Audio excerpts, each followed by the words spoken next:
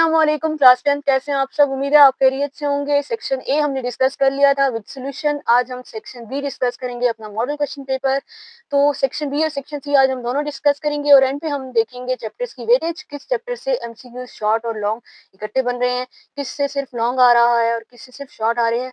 आज हम कंप्लीट इसको डिस्कस कर लेंगे। वेटेज की जो वीडियो होगी वो मैं एंड पे डिस्कस करूंगी और आपको एक्सप्लेन करूंगी। अभी आप यहाँ पे शॉर्ट क्वेश्चंस देखें और लॉन्ग में आपको दिखाती हूँ क्वेश्चन पेपर। ये क्वेश्चन पेपर सेम ऐसे ही फेडरल बोर्ड की वेबसाइट पे भी अवेलेबल है।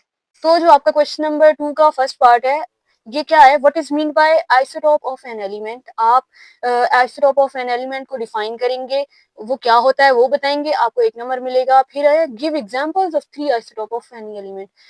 फिर एग्जांपल्स आप देंगे तो पूरे आप नंबर ले सकते हैं शॉर्ट में। नेक्स्ट इसी के सामने जो चॉइस में है, what is mean by heat capacity of a substance. जब आप ये सारे इसको डिफाइन करेंगे कि specific heat capacity of a substance क्या होती है, 1 नंबर मिलेगा।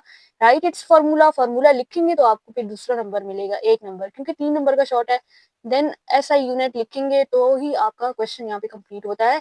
आंसर आपने इसी पॉइंट ऑफ व्यू से करना है जिससे वो क्वेश्चन आपसे कर रहा है। डिफाइन कर रहा है तो डिफाइन करिए। फिर अगर वो कह रहा है कि मैथमेटिकली इसको एक्सप्रेस करें इलेक्ट्रिक फील्ड को, अब क्वेश्चन नंबर 2 क्या है, डिफाइन इलेक्ट्रिक फील्ड। डिफाइन किया, 1 नंबर मिल गया आपको। मैथमेटिकली एक्सप्लेन करेंगे, एक्सप्रेस करेंगे उसको, आपको दूसरा नंबर मिलेगा। फिर बताएंगे is it a vector quantity, क्या ये वेक्टर क्वांटिटी है, हाँ या ना, जो भी है, तब जाके आपको इसका 1 नंबर मिलेगा और टोटल मिला के ये आपके 3 नंबर हो गए। नेक्स्ट इसी के सामने what is mean by biasing of a diode, what are types of biasing. अब ये सारा आप बताएंगे, जो जो इनकी रिक्वायरमेंट्स हैं टाइप्स में बताएंगे, तभी आपको 3 मार्क्स मिलेंगे। नेक्स्ट है आपका question number 3, how do longitudinal waves differ from transverse wave, give some real life examples of longitudinal and transverse waves. ये आप बताएंगे इनको तो आपको 3 मार्क्स मिलेंगे इसके। नेक्स्ट है इसी के सामने टू आइडेंटिकल बैरियर्स। अब यहाँ पे आ गया न्यूमेरिकल आपका और चैप्टर 16 से। चैप्टर 16 हमने डिस्कस कर लिया हुआ है। अब यहाँ पे देखिए टू आइडेंटिकल बैटरीज हैं, each with an EMF of 1.5। ये क्या है आपका 7 वोल्ट्स आर कनेक्टेड। अब ए पार्ट क्या है, in series, and B part क्या है आपका, in parallel. Calculate the total EMF in each case. हमने टोटल ईएमएफ कैलकुलेट करनी है दोनों केसेस में। एक सीरीज में है केस एक आपका और एक पैरेलल में है, 2 बार। क्वेश्चन आपको बता देता है कि आपने करना क्या है, आपने सही पुटिंग करनी होती है। और इसका न्यूमेरिकल्स का जितने भी यहाँ पे न्यूमेरिकल्स आए हुए हैं, बुक से नहीं भी हैं, मतलब आपको मेथड आना चाहिए इनका। मैं सोल्यूशन आपको एक और वीडियो में प्रोवाइड करूंगी। लॉन्ग भी जो न्यूमेरिकल्स आए हैं और जो शॉर्ट भी आए हैं, यहाँ पे आप शॉर्ट नंबर इसका नोट कर लें, मैं आपको इसका सोल्यूशन प्रोवाइड करूंगी। नेक्स्ट है आपका question number 4, what is the cost of running 4 light bulbs of 100 watts each for 6 hours in a school for a month. Question mark, cost of electricity unit is R S 12 per kilowatt hour. ये 17 chapter से आया है, इसको हम discuss करेंगे। जब इसका मैं सोल्यूशन आपको प्रोवाइड करूंगी तो मैं आपको गिवन डाटा और इसका फार्मूला एवरीथिंग आपको एक्सप्लेन करूंगी और हम इसको सॉल्व करेंगे। जितने भी न्यूमेरिकल्स हैं आपने टेंशन नहीं लेनी, हम इनको प्रॉपर सॉल्व करेंगे। इसी के सामने जो क्वेश्चन है, calculate the speed of light in medium of refractive index, ये है 1.5। अब ये चैप्टर 14 से आया है, ऐसा हमने क्वेश्चन एग्जांपल में आई थिंक डिस्कस किया है, एक्सरसाइज में सेम उसी से रिलेटेड है, बस थोड़ा सा डिफरेंस होगा और वो वैल्यू में होगा। ये भी हम सॉल्व करेंगे। नेक्स्ट आपका question number 5, with the help of an example show that Lenz's law follows conservation of energy. अब ये आप एग्जांपल प्रोवाइड करेंगे तो आप पूरा इसको शो करवाएंगे कि कैसे है और फिर आपको 3 नंबर मिलेंगे। नेक्स्ट इसी के सामने, how are electrical energy and electrical power related. Electrical energy और इलेक्ट्रिकल पावर कैसे आपस में रिलेट करती हैं, how can you calculate each one in a simple electric circuit. आप इन दोनों को कैसे कैलकुलेट कर सकते हैं एक सर्किट में, तो वो आप बताएंगे इनको। नेक्स्ट है आपका question number 6, elaborate the differences between alternating current and direct current by using current time graphs। Current time graphs को यूज करते हुए आपने alternating current and direct current का डिफरेंस बताना है उनको।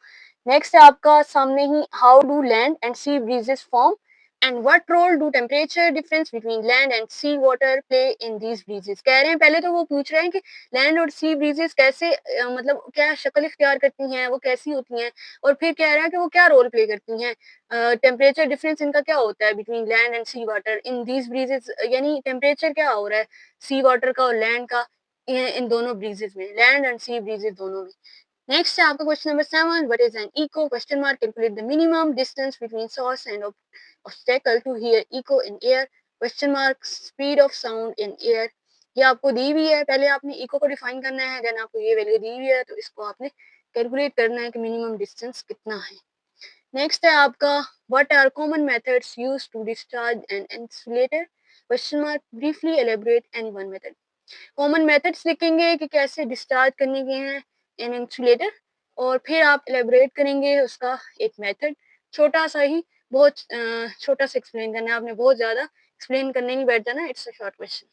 नेक्स्ट है आपका question number 8, what is the electromagnetic spectrum, question mark, give its order based on frequency of radiation. Next इसी के सामने define Ohm's law, what are its limitations. अब आपको डिफाइन करना है पहले ओम्स लॉ, फिर उसकी लिमिटेशंस को बताना है। नेक्स्ट है question number 9, a radioactive substance has a half life of 6 hours, full stop, its initial amount is 300 grams, calculate the amount left after 18 hours। ये आपका चैप्टर 21 से आया है, जो अभी हमने न्यूमेरिकल्स इसके नहीं डिस्कस किए, इंशाल्लाह हम करेंगे, बट पहले मैं चाह रही हूँ कि कुछ पेपर्स आपके साथ डिस्कस कर लूँ। नेक्स्ट इसी के सामने, अ convex lens with a focal length of 10 centimetre produces a linear magnification of 3.a 5 centimeter tall object is placed 30 centimeter in front of it, full stop, calculate the image distance and the height of the image formed। ये आपके chapter number 14 से आया है, जो हमने discuss कर लिया है।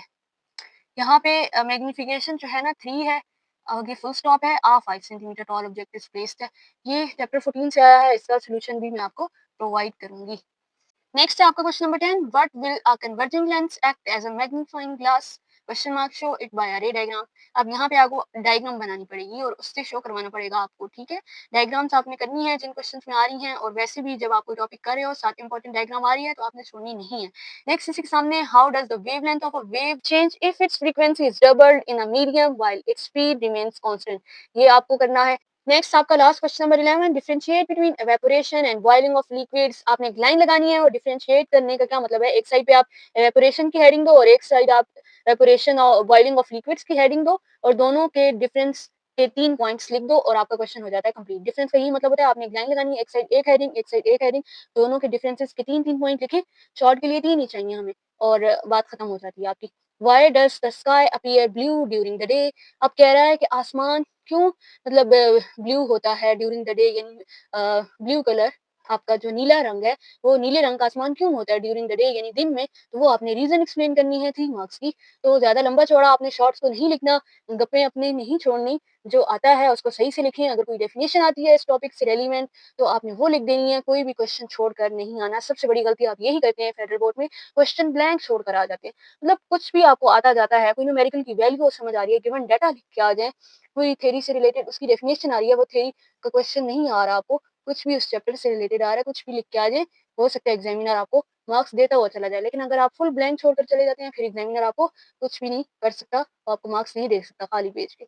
चलें जी, अब हम आ जाते हैं अपने सेक्शन सी पे, जो कि 20 मार्क्स का है, और आपके 4 लॉन्ग क्वेश्चंस हैं। 2026 का जो 9th का बैच है, उनके 60 मार्क्स के पेपर हो चुके हैं, क्योंकि उनका होली कुरान ऐड हो चुका है, आपका नहीं हुआ। आपके 1100 मार्क्स हैं और उनके 1200 मार्क्स हो गए हैं। तो आपके 4 लॉन्ग क्वेश्चंस हैं, उनके 3 होंगे अब से ऑनवर्ड, 2026 से ऑनवर्ड। तो आप क्वेश्चन नंबर 3 अपना देख लीजिए, what is conduction, explain it on the basis of kinetic theory of solids. पहले आप कंडक्शन को डिफाइन करेंगे कि वो क्या होता है, फिर आप ये थ्योरी ऑफ सॉलिड्स पे उसको एक्सप्लेन करेंगे। फिर what makes metals better conductors than other substances, other substances से वो कैसे डिफरेंस होता है, थोड़ा बहुत क्या वो बेटर है या नहीं है, वो आपको थोड़ी बहुत रीजन देनी है। 5 मार्क्स के अकॉर्डिंग आपने लिखना है, ज्यादा लंबा चौड़ा नहीं लिखना। 5 मार्क्स के अकॉर्डिंग जो जो आपको इसकी एक्सप्लेनेशन आती है वो आप लिखनी है आपने, बेशक वो जितनी भी बड़ी बन रही है इस क्वेश्चन से रिलेटेड। आपने जो एग्जामिनर आपसे क्वेश्चन करेगा उसके मुताबिक आपकी लेंथ, लॉन्ग की तो लंबी होती है लेकिन बहुत ज्यादा, मतलब पेजेस आपको एक या दो ही दिए होते हैं, 2 साइड्स। तो आप जो उसने पूछा है आप सारा एक्सप्लेन करें, और लॉन्ग की लेंथ थोड़ी लंबी होती है एज कम्पेयर टू शॉर्ट्स, तो आपने सही सही अटेम्प्ट करना है, जो जो इनकी रिक्वायरमेंट्स है वो सारी पूरी करनी है, और इनमें से अगर आप कोई कमी पेशी करेंगे तो वो आपके नंबर डिडक्ट कर लेंगे। नेक्स्ट इसी के सामने, what is nuclear fusion reaction, write down steps involved in proton proton cycle. अब न्यूक्लियर फ्यूजन रिएक्शन क्या होता है वो आपने बताना है, और फिर उसके स्टेप्स इन्वॉल्व कैसे हैं प्रोटॉन प्रोटॉन साइकिल में, वो आपने स्टेप्स लिखने हैं। फिर what is the cause of energy in nuclear fusion, cause of energy क्या है न्यूक्लियर फ्यूजन में, वो आपने बताना है। नेक्स्ट है आपका draw a comparative sketch illustrating the loudness and pitch of sound waves, also give their brief description, ये आप बताएंगे। नेक्स्ट है इसी के सामने, explain the phenomena of total internal reflection, what are necessary conditions of total internal reflection, question mark, derive formula for refractive index of a medium in term of critical angle। ये आप फिर conditions इसकी बताएँगे, पहले आप इसका पूरा phenomena बताएँगे कि टोटल इंटरनल रिफ्लेक्शन का इसको एक्सप्लेन करेंगे, वो जितना भी बन रहा है। फिर आप इसका ड्राइव करेंगे फ़ॉर्मूला, तब आपको इसके मार्क्स फुल मिलेंगे। नेक्स्ट आ जाता है आपका न्यूमेरिकल जो कि आया है चैप्टर नंबर 11 से। चैप्टर 11 और चैप्टर 17 आपने मस्त करने हैं, अगर आपने न्यूमेरिकल में फुल मार्क्स लेने हैं तो। क्वेश्चन नंबर 5 क्या है? A solid tube of side length 5 centimetre at 15 degree Celsius is heated full stop calculate its. अब ए पार्ट आपका क्या है, क्या कह रहे हैं कि क्या फाइंड करें? Initial volume, then B part increase in its volume, then C part find volume at 100 degree Celsius, coefficient of volume expansion of this solid is. अब कोएफिशिएंट आपको दे दिया हुआ है, वो जो कांस्टेंट हम लगाते हैं उसकी वैल्यू 9 मल्टीप्लाई 10 की पावर -6 केल्विन इनवर्स आपको दे दी है। सारी चीजें आपको दे दी हुई हैं, लेंथ भी दे दी है और टेम्परेचर भी दे दिया हुआ है। आपको तीन पार्ट्स फाइंड आउट करने हैं, आपने गिवन डाटा नोट करना है, देन क्या फाइंड आउट करना है, देन फार्मूला चूज करना है और फिर आपने लगाते हुए इस पूरे क्वेश्चन को सॉल्व करना है। इसका सॉल्यूशन मैं आपको जल्द ही प्रोवाइड करूंगी। चैप्टर 17 का आपका आया है न्यूमेरिकल। 3 रेजिस्टर्स हैं अब आपके पास, 5 ohm, 10 ohm and 15 ohm are connected in parallel combination across 30 volt battery. ये सारे क्या है? कनेक्टेड हैं पैरेलल कॉम्बिनेशन में और वोल्टेज इनकी कितनी है? 30 वोल्टेज है battery. Calculate the equivalent resistance, total current and current across each resistor. हर रेजिस्टर के अक्रॉस हमने करंट फाइंड आउट करना है, फिर टोटल करंट भी फाइंड आउट करना है और इक्वल रेजिस्टेंस भी, यहाँ पे भी हमने तीन चीजें फाइंड आउट करनी है। नेक्स्ट है आपका question number 6, what is mean bye transformer? Question mark. Explain the working of a simple iron core transformer, give transformer equation. आप बताएंगे कि ट्रांसफार्मर होता क्या है, फिर इसकी वर्किंग एक्सप्लेन करेंगे सिंपल आयरन कोर ट्रांसफार्मर की, फिर इसकी इक्वेशन लिखेंगे। नेक्स्ट है इसी के सामने differentiate between digital and analog electronics, full stop, what makes digital system better than an analog system. Differentiate करेंगे कि डिजिटल और एनालॉग इलेक्ट्रॉनिक्स क्या होते हैं और फिर बताएंगे कि digital systems better than analog हैं, कैसे हैं, कैसे पॉसिबल है कि ये वाला सिस्टम इससे बेटर है, वो आप बताएंगे। अब आपने इन लॉन्ग और शॉर्ट को अच्छी तरह आपने पढ़ना है और इनको एक पेपर की तरह ही सॉल्व करना है अगर आप अच्छे मार्क्स लेना चाहते हैं। हो सकता है कि इनमें से कोई शॉर्ट रिपीट हो जाए और हो भी सकता है कि लॉन्ग रिपीट हो जाए। अगर रिपीट ना भी हुए तो इन चैप्टर से कोई और लॉन्ग उठकर आ सकता है। रिपीटेशन के चांसेस हैं 50% के, हो सकता है वो दोबारा उठा के दे दें क्योंकि समटाइम्स पेपर बनाने वाला रिपीट कर देता होता है।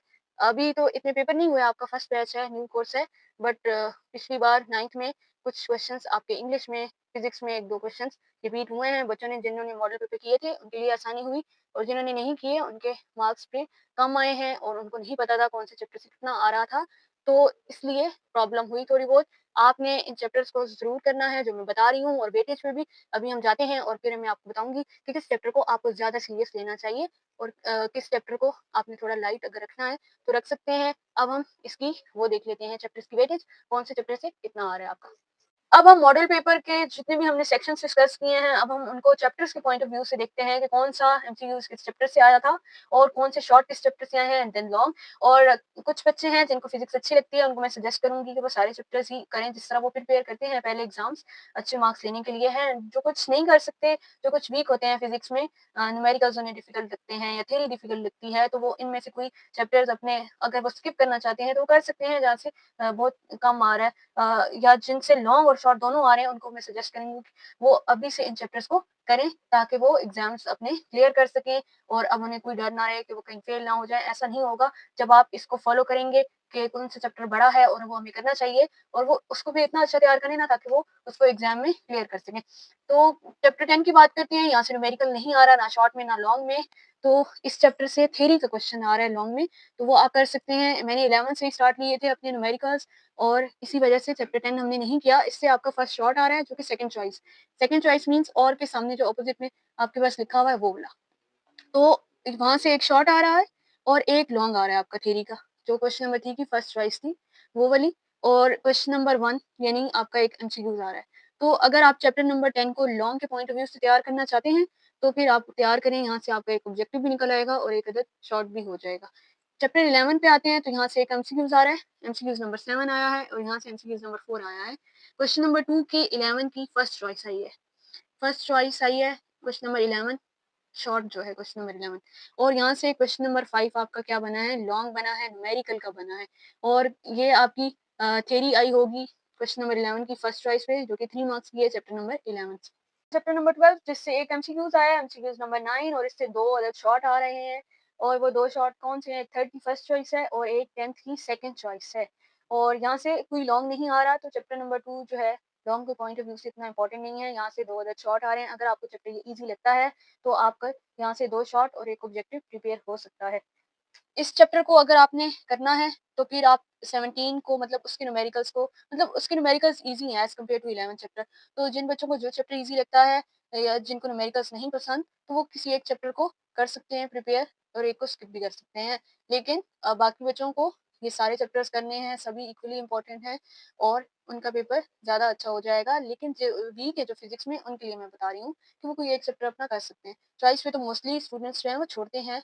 मुझे पता है, आइडिया है मुझे कि बच्चे काफ़ी सारे चैप्टर्स कहते हैं कि यहाँ से कुछ नहीं आएगा, ये भी छोड़ दो, वो भी छोड़ दो, तो वो छोड़ देते हैं। नेक्स्ट आपका चैप्टर में 11 सॉरी 13 11 हमने डिस्कस कर लिया।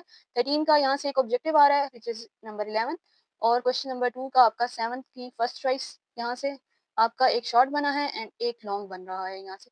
थ्योरी का लॉन्ग बना है चैप्टर नंबर 13 से और चैप्टर नंबर 14 से 4 की सेकंड चॉइस। यहाँ पे फर्स्ट चॉइस है और यहाँ पे क्या है सेकंड चॉइस। तो इन दोनों चैप्टर में से आप एक कर सकते हैं। मैं आपको ये प्रेफ़र करूँगी कि आप ये चैप्टर करिए, क्योंकि यहाँ से 2 शॉर्ट और 1 ऑब्जेक्टिव भी आपका निकल कर आ रहा है। इस चैप्टर को आपने छोड़ना तो नहीं है, यहाँ से शॉर्ट और ऑब्जेक्टिव भी तो बन रहा है। तो शॉर्ट और ऑब्जेक्टिव के लिए जो आपका शॉर्ट बना है यहाँ से उसको आपने देखना है कि वो किस टाइप का बना है और उसको आपने करना है। अगर लॉन्ग के लिए लॉन्ग के टॉपिक्स अगर आप छोड़ना चाहते हैं, तो फिर आप ये चैप्टर छोड़ सकते हैं। फिर आपको 14 इतनी अच्छी तरह तैयार करना होगा ताकि आपका लॉन्ग फिर फुल मार्क्स लेने के काबिल हो। ये नहीं कि इधर से भी छोड़ दिया, ये भी छोड़ दिया, ये भी गया और ये भी हाथ से गया, ऐसा काम नहीं करना। नेक्स्ट आपका 15 चैप्टर है, इसका आपका एक ऑब्जेक्टिव बन रहा है और यहाँ से 2 शॉर्ट बन रहे हैं, यहाँ से लॉन्ग नहीं आ रहा। अब हर चैप्टर से लॉन्ग भी तो नहीं आ सकते ना। कुछ चैप्टर्स होते हैं सिलेक्टेड जहाँ से लॉन्ग आने की मतलब होती है, लेंथ पे भी डिपेंड करता है कि कौन से चैप्टर में कितनी ज़्यादा चीज़ें हैं, डिटेल्ड है या नहीं है, तो उस चैप्टर से एग्जामिनर लॉन्ग उठाता है। यहाँ से 2 अदद शॉर्ट बन रहे हैं और ऑब्जेक्टिव बन रहा है। इस चैप्टर को भी आपने करना है, आपने शॉर्ट में मार्क्स लेने हैं ना, ये नहीं कि सिर्फ लॉन्ग में मार्क्स लेके बैठ जाने हैं। शॉर्ट में मार्क्स लेंगे, ऑब्जेक्टिव में लेंगे, तो ओवरऑल आपके कोई मार्क्स अच्छे बनेंगे। चलें जी, पहले हमने 15 चैप्टर तक अपना डिस्कस किया था, अब देखिए 16 पे हम आ जाते हैं। एक ऑब्जेक्टिव और यहाँ से 3 शॉर्ट आ रहे हैं आपके। इम्पोर्टेंट चैप्टर है और आपने इसको छोड़ना नहीं है। थ्योरी के आपके शॉर्ट क्वेश्चंस हैं और एक ऑब्जेक्टिव भी बन रहा है which is objective number 6। 17 chapter की बात करें तो 2 शॉर्ट बन रहे हैं और 1 अदद लॉन्ग बन रहा है। यहाँ से ऑब्जेक्टिव नहीं आ रहा। ऑब्जेक्टिव के लिए वैसे ही आप इतना प्रिपेयर तो करते नहीं हैं। एसएलओ बेस आपको वहाँ पे ऑब्जेक्टिव समझ आती नहीं है। अगर जिन बच्चों की टॉपिक की अंडरस्टैंडिंग होती है, वही ऑब्जेक्टिव कर सकते हैं फिज़िक्स, केमिस्ट्री के। जो ऐसी हवा में बातें सुनते हैं ना, फिर उनको वहाँ पे ऑब्जेक्टिव नहीं आ रहे होते। अगर तो कोई ईज़ी सा ऑब्जेक्टिव आ गया या न्यूमेरिकल का आ गया, तो वो तो सॉल्व कर लेता है सब। सब बच्चे सॉल्व कर लेते हैं वो वाले क्वेश्चंस को। लेकिन जो अगर थोड़े डिफ़िकल्ट थोड़े आपका टॉपिक वो पूछ लें, तो फिर आपको नहीं आ पाता। तो 17 से आपका ऑब्जेक्टिव नहीं आ रहा, शॉर्ट आपने तैयार करने हैं एंड इसको लॉन्ग के पॉइंट ऑफ व्यू, लॉन्ग तो क्या है आपका न्यूमेरिकल ही है। पीछे बचे आपके थ्योरी के ये 2 क्वेश्चंस, तो ये आपने प्रिपेयर करने हैं। यहाँ पे जो 4th की फर्स्ट चॉइस है ना, ये भी आपका क्या है न्यूमेरिकल है और ये भी न्यूमेरिकल है। तो न्यूमेरिकल यहाँ पे शॉर्ट में भी आया हुआ है 17 चैप्टर का, कुछ चैप्टर्स पीछे मैंने मेंशन किए हैं, 21 से भी आया हुआ है और 14 से भी 2 न्यूमेरिकल आए हुए हैं। एक आपका आया हुआ है 9th की सेकंड चॉइस में और एक आपका आया हुआ है 4th की सेकंड चॉइस में। तो वो दोनों आपके चैप्टर नंबर 14 से आए हैं। चैप्टर नंबर 14 हमने न्यूमेरिकल के पॉइंट ऑफ व्यू से किया हुआ है क्योंकि वहाँ से शॉर्ट बन रहे थे और हमने 17 का शॉर्ट छोटा सा ही हो गया ऑब्वियसली, बड़ा वो आपसे नहीं पूछेंगे, 3 नंबर का ही तो है, तो वो आपसे छोटा ही पूछेंगे, बहुत ज़्यादा बड़ा लॉन्ग में तो उन्होंने 3 एक चीज़ें पूछी हुई थी आपसे, सीरीज़ में भी, पैरेलल में भी और रेजिस्टेंस भी आपको कैलकुलेट करनी थी। तो लॉन्ग के लिए आपसे थोड़ा लेंथी पूछेंगे और आप 18 चैप्टर की अगर बात करें, 18 और 19 सेम ही है क्योंकि दोनों से 2 ऑब्जेक्टिव बन रहे हैं। अब यहाँ से आप ऑब्जेक्टिव में इन दोनों चैप्टर से 4 ऑब्जेक्टिव तो आपके यहीं से सही हो जाते हैं, अगर आप इनको ऑब्जेक्टिव के पॉइंट ऑफ व्यू से भी तैयार करें तो। आपका क्वेश्चन नंबर 2 का एक शॉट वहाँ से बन रहा है और एक चैप्टर नंबर 19 से बन रहा है। दोनों चैप्टर से 1 अदद शॉर्ट, 2 अदद ऑब्जेक्टिव और शॉर्ट लॉन्ग भी बन रहा है। लॉन्ग भी कैसा? 6 की फर्स्ट चॉइस इधर से आ रही है और 6 की सेकंड चॉइस 18 चैप्टर से आ रही है। तो अब आपको ये सोचना है कि आपको 18 को अच्छी तरह तैयार करना है लॉन्ग के पॉइंट ऑफ व्यू से या 19 को करना है। 18 और 19 में से आप लॉन्ग का सोच सकते हैं, लेकिन छोड़ नहीं सकते दोनों चैप्टर्स को क्योंकि 2 ऑब्जेक्टिव यहाँ से और 2 यहाँ से और 1 शॉर्ट भी तो बन रहा है दोनों चैप्टर से। तो लॉन्ग को आप डिस्कस लॉन्ग के टॉपिक्स क्या होते हैं बड़े-बड़े और आप लॉन्ग का पॉइंट ऑफ व्यू भी तो समझिए कि लॉन्ग वो कैसा पूछ सकता है एग्जामिनर। ना यहाँ से न्यूमेरिकल बन गया तो थ्योरी से रिलेटेड आप लॉन्ग को अगर चाहें तो स्किप कर सकते हैं, नहीं तो लाइक बच्चे दोनों चैप्टर्स करेंगे। चैप्टर नंबर 20 यहाँ से ना लॉन्ग आ रहा है ना ऑब्जेक्टिव, शॉर्ट आ रहे हैं। शॉर्ट के पॉइंट ऑफ व्यू से आपको ये चैप्टर तैयार करना पड़ेगा। अगर आप ये चैप्टर या ये दोनों शॉर्ट इनकी फिर आपको 8 की सेकंड चॉइस यहाँ पे है ना 8 की सेकंड चॉइस, फिर 16 चैप्टर को आपको इतनी अच्छी तरह तैयार करना होगा, अगर आप इस चैप्टर को स्किप करना चाहते हैं। 11 की सेकंड चॉइस, 11 की फर्स्ट चॉइस कहाँ पे है? यहाँ पे तो नहीं है, इस चैप्टर में भी नहीं है, इसमें भी नहीं है, इसमें भी नहीं है, इसमें भी नहीं है। प्रीवियस जो हमारे चैप्टर्स गुज़रे हैं, 11 की आपकी फर्स्ट चॉइस उधर किसी चैप्टर में होगी। 11 की फर्स्ट चॉइस आपकी किस चैप्टर से है? आई थिंक चैप्टर नंबर 1 से मेबी, मुझे याद नहीं है। 10 या 11 चैप्टर में से है आपकी 11 की चॉइस, फर्स्ट चॉइस। तो फिर आप वो इतनी अच्छी तरह तैयार करें ताकि आपको पूरा चैप्टर नंबर 20 छोड़ना ही पड़ जाए। उनको इतनी अच्छी तरह तैयार करना है ना शॉर्ट को, ताकि फिर आपको ये अटेम्प्ट भी ना करने पड़े और ये चैप्टर करना ही ना पड़े। अगर आपके पास टाइम कम है और आपको कुछ नहीं आता ना फिज़िक्स का, तो लॉन्ग के चैप्टर आप मस्त तैयार करें, और अगर आप इसको छोड़ना चाहते हैं तो इसके ऑपोज़िट सेकंड चॉइस और फर्स्ट चॉइस को इतनी अच्छी तरह तैयार करें ताकि इन दोनों क्वेश्चंस की जगह फर्स्ट चॉइस और सेकंड चॉइस को आप छोड़ सकें। मेरी बात समझ रहे हैं?